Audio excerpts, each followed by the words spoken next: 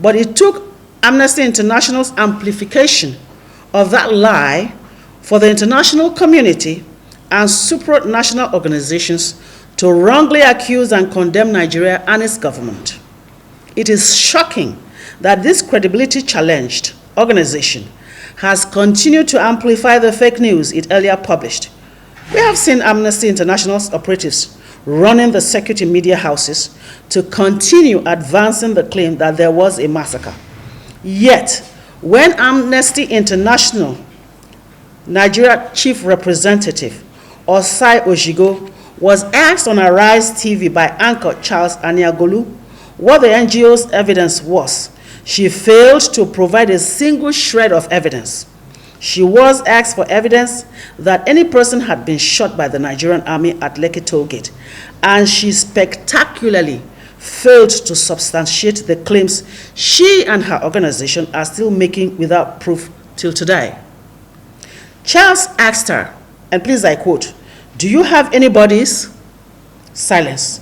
"Did you see any bodies of any dead victims?" Silence. "Do you have any names of people that were killed? Even one name?" Silence. "Have you been contacted by even one family that claimed they lost a loved one?" Silence. Oshigo then began saying, "Oh well, the army has a history of shooting people and then taking away their bodies and hiding them, etc., etc., etc." To which Charles Aniagolu retorted, "Sorry, madam, but that is not evidence of anything. Can you come back to us when you have real evidence of an atrocity committed by the Nigerian army at Lekki?" We have that on record. We have waited for several days, and Amnesty International has not gone back to Arise TV and Charles Aniagolu with evidence that the Nigerian army killed anyone.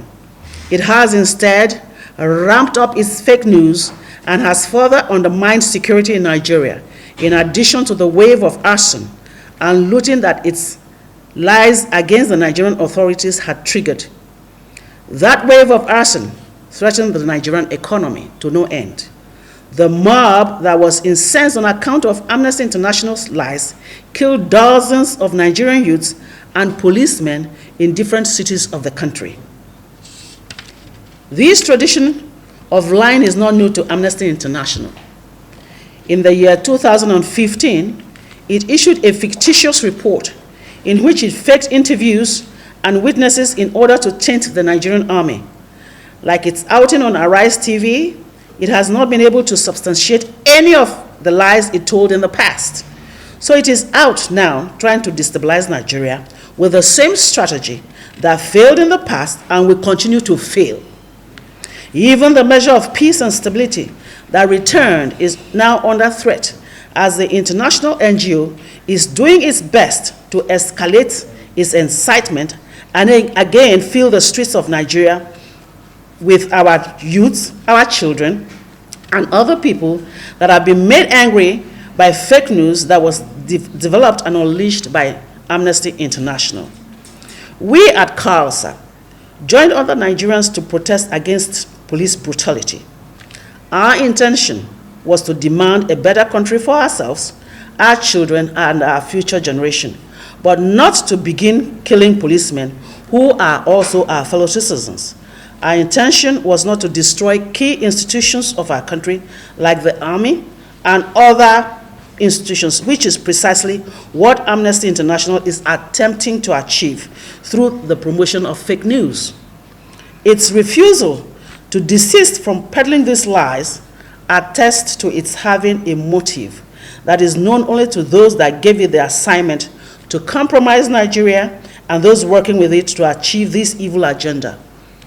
It is realization we cannot live with as patriotic citizens. We want our dear country to begin rebuilding everything that has been destroyed in those days of violent protests, when people could not filter truth from falsehood simply because they wrongly believed Amnesty International without realizing its larger agenda of destabilizing our dear country, Nigeria. Therefore, for Nigeria to rebuild, Amnesty International must be out of the way and out of the way for good. CASA therefore gives Amnesty International a 7-day ultimatum to leave Nigeria. The NGO's failure to leave Nigeria will attract civil disobedience at its offices both in Abuja and Lagos on a scale that will make the campaign of looting and arson it facilitated appear like child's play. Amnesty International's offices and those of all its affiliated organizations and known supporters in Nigeria will be set upon the same way that its agents destroyed critical assets in the country.